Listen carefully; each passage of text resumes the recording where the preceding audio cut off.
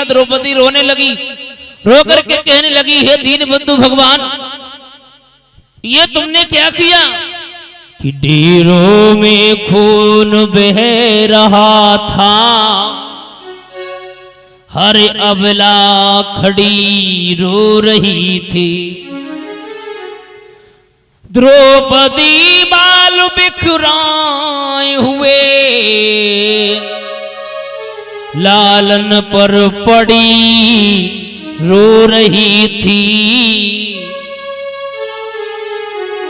मेरे श्रोताओं, रो रही है, मन में विचार कर रही है, दीन बंधु भगवान, तुमने ये मेरे साथ में अच्छा नहीं किया।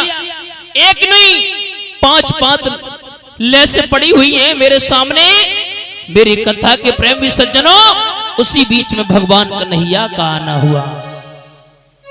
भगवान कन्हैया कहने लगे, क्या हुआ? बोले हुआ नहीं, देखो मेरे सामने ये 5 पुत्रों की लेसें पड़ी हुई हैं। जवाब दिया, एक बात कहें आपसे, कहो। बोले अगर 5 पुत्रों की जगह अगर कहीं 5 पति चले जाते तो? मेरे श्रोताओं, आज मैया मन में विचार करने लगी, सत्य है, सत्य है। भगवान कन्हैया बोले, चिंता मत करो, मैं अभी ढूंढ करके लाऊंगा। और माताओं, भगवान कन्हैया वहां से चले, अश्वत्थामा को पकड़ करके सामने खड़ा कर दिया। बोल मां, मैं इसका क्या करूं? छोड़ दूं या मार दूं? आज मैया द्रौपदी कहने लगी, कन्हैया जी से कहने लगी, प्रभु अगर आप इसे मारोगे, जितना दुख 5 पुत्रों का हमें हुआ, अगर इसे मार दोगे इतना ही दुख इसकी मां को होगा। एक काम करो, मार दो और छोड़ दो। श्रोताओं, जैसे इतने शब्द सुने, मार दो और छोड़ दो, भगवान कन्हैया नहीं समझे। मैया कह रही है, मार दो और छोड़ दो। अब कहने का मतलब क्या है कि बेइज्जती कर दो और छोड़ दो। श्रोताओं, एक बात और बता दो, कहा भी जाता है कि बात को मारो ना मरो, गुलात को मारो नहीं मरता है। आज महाराज भगवान कन्हैया ने मन में विचार किया, हम समझ गए ये क्या कह रही है, बेइज्जती कर दो और छोड़ दो। मेरी कथा के प्रेमी सज्जनों, श्री सूत जी कहने लगे, हे 88,000 ऋषियों, भगवान कन्हैया ने क्या किया? सर पे जितने बाल थे सब खत्म करवाए, काला मुंह करके जूते की माला डाल कर गधे पर बैठ करके और मस्तिष्क की मणि निकाल करके महाराज पूरे नगर में परिक्रमा करवाया और उसके बाद में छोड़ दिया। एक बात और बताएं श्रोताओं, एक बात और बता दे श्रोताओं, कि यदि ठोकर से गिर जाता है, उसे कोई न कोई उठाता है। यदि नजरों से गिर जाता है, उसे कोई उठा नहीं पाता है। श्रोताओ, अगर कोई ठोकर से गिर जाता है तो हम और आप भाग करके जाते हैं और खड़ा कर देते हैं, भैया गिर गए, धोखे से चलो। और नजरों से, जो नजरों से गिर जाता है श्रोताओ, उसे उठाने वाला कोई नहीं है। कि कपड़े में दाग लग जाता है, वो धोने से छुटे जाता है। यदि कुल में दाग लग जाता है, उसे कोई छुटा नहीं पाता है। श्रोताओ, अगर वस्त्र में अगर दाग लग जाता है तो साबुन से धोने से छूट जाता है, लेकिन महाराज अगर कुल में दाग लग गया, उसे कोई छुटाने वाला नहीं है।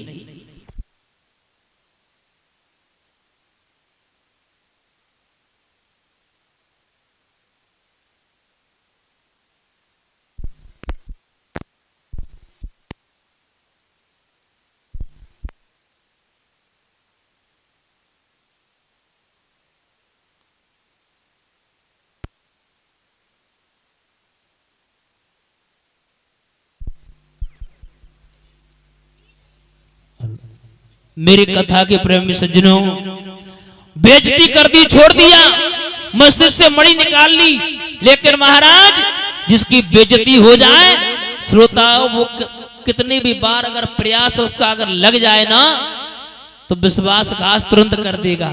अगर किसी की आप बेइज्जती कर दो तो वो छोड़ेगा नहीं। मन में विचार किया मैं अब छोड़ूंगा नहीं। महाराज उसने अपना ब्रह्मास्त्र छोड़ दिया। वो ब्रह्मास्त्र जाकर के महाराज उत्तरा के गर्भ को जलाने लगा। उत्तरा कहने लगी, हे दीन बंधु भगवान, हे मुरली मनोहर घनश्याम, आप कहाँ हो? मेरी कोख में बहुत तेज से आग लगी है, जला जा रहा है गर्भ, मैं मरी जा रही हूँ। मेरी कथा के प्रेमी सज्जनों, एक विद्वान तो ये कहता है भगवान कन्हैया ने चक्र को आदेश दिया रक्षा की। एक विद्वान कहता है भगवान ने सूक्ष्म रूप धारण करके स्वयं गर्भ में जाकर के रक्षा की। जैसा भाव समझना चाहे वैसा समझ ले। हुआ क्या और होना ही क्या था? महाराज इधर धीरे धीरे समय व्यतीत होने के बाद में आज महाराज उत्तरा की कोख से एक बहुत सुंदर बालक ने जन्म लिया। जैसे जन्म लिया है तो महाराज उनका नाम क्या पड़ा? परीक्षित। परीक्षित महाराज अब आपका अवतार हुआ है। हाँ महाराज परीक्षित महाराज थोड़े से बड़े हुए। जब परीक्षित महाराज थोड़े से बड़े हुए तो मन में विचार आया।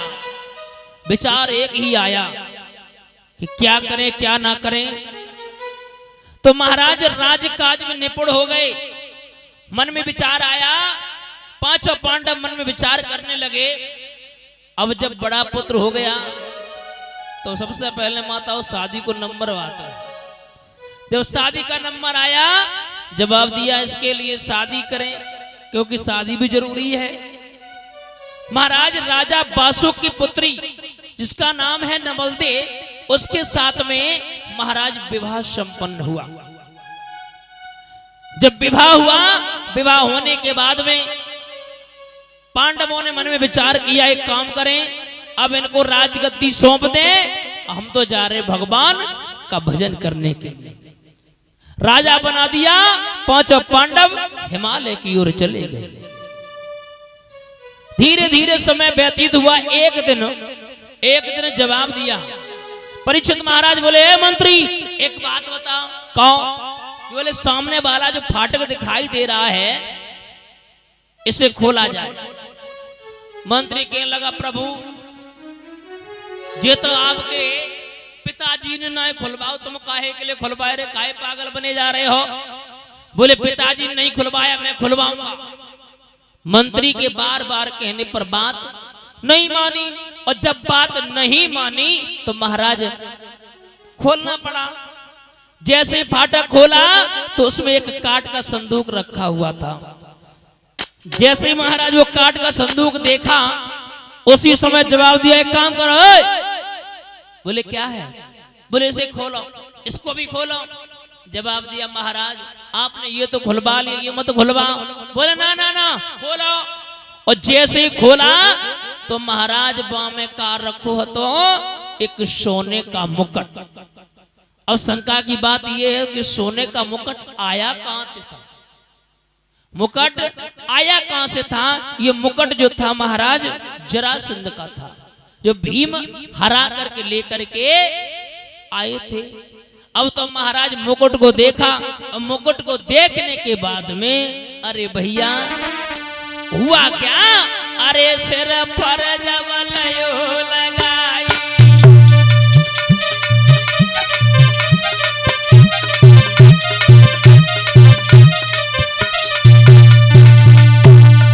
महाराज मुकुट जब सर पर लगाया, अब तो राजा इतने अच्छे लग रहे हैं, इतने शोभायमान लग रहे हैं। हुआ क्या?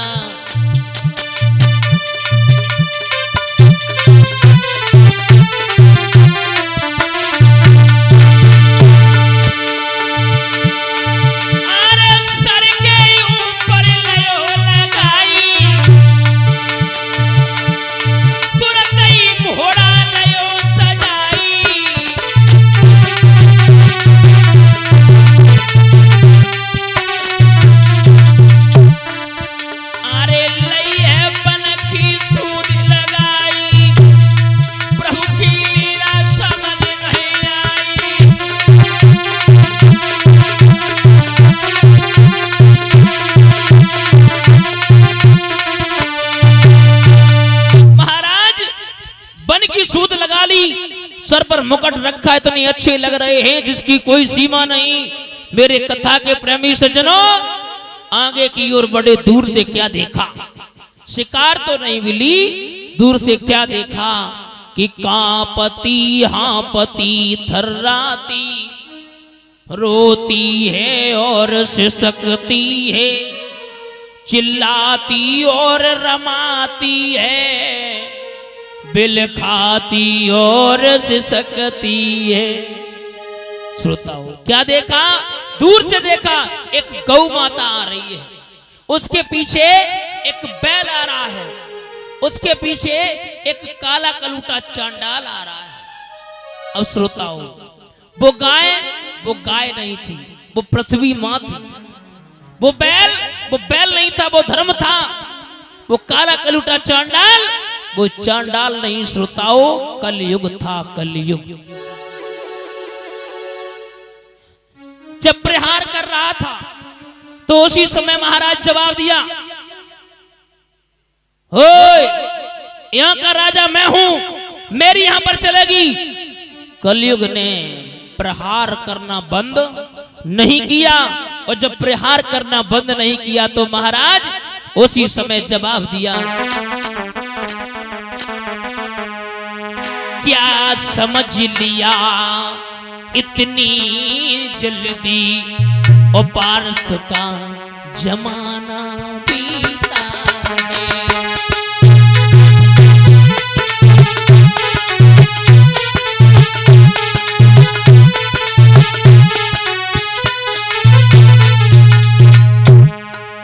जवाब दिया,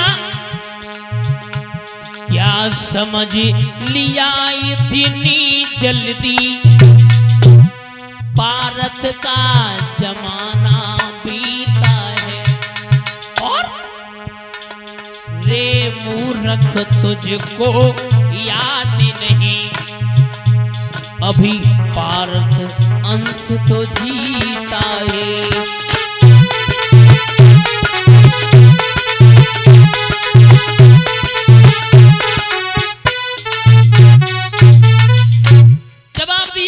अब तुझे हम जीवित नहीं छोड़ेंगे।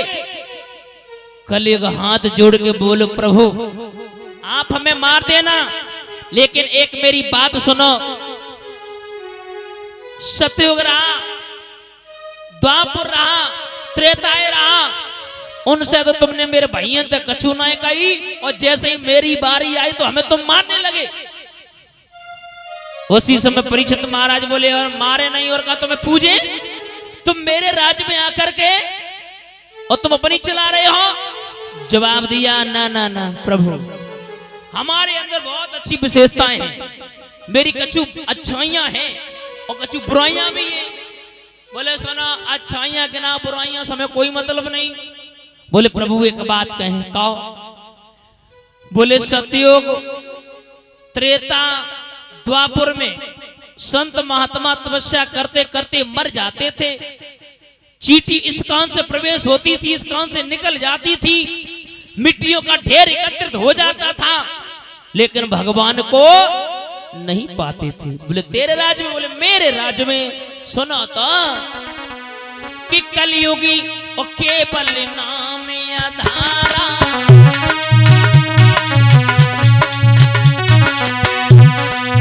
कलयुग केवल नाम आधारा, कलयुग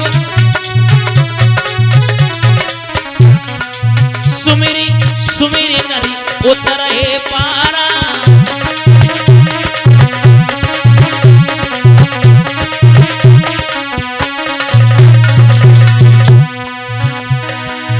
कलयुग केवल नाम आधारा, तो रामायणी में राम रहे। अरे सुमेरी सुमेरी नरी उतरे पारा, सेवा में हनुमान रहे।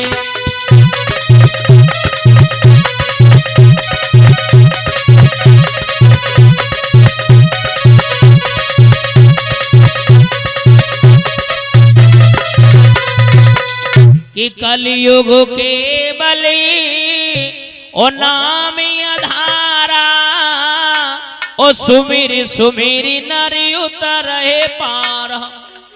सुना, मेरे राज में दिन भर तो पाप करो कोई मतलब नहीं, शाम को भगवान को भजन ले ले, शाम को भगवान को नाम ले ले, सब पाप खत्म। बोले अच्छा, बोले तुम्हें बहुत अच्छे गुणी हैं। बोले अभी क्या हुआ? और सुनो, सतयुग त्रेता द्वापर में लोग पराई बहन बेटी को गलत दृष्टि से देख लेते थे तो मनसा पाप लग जाता था। बोले तेरे राज, बोले मेरे राज में चलो, मेरे राज में करियो नहीं तो कोई मतलब और पाप लगने वाला नहीं है।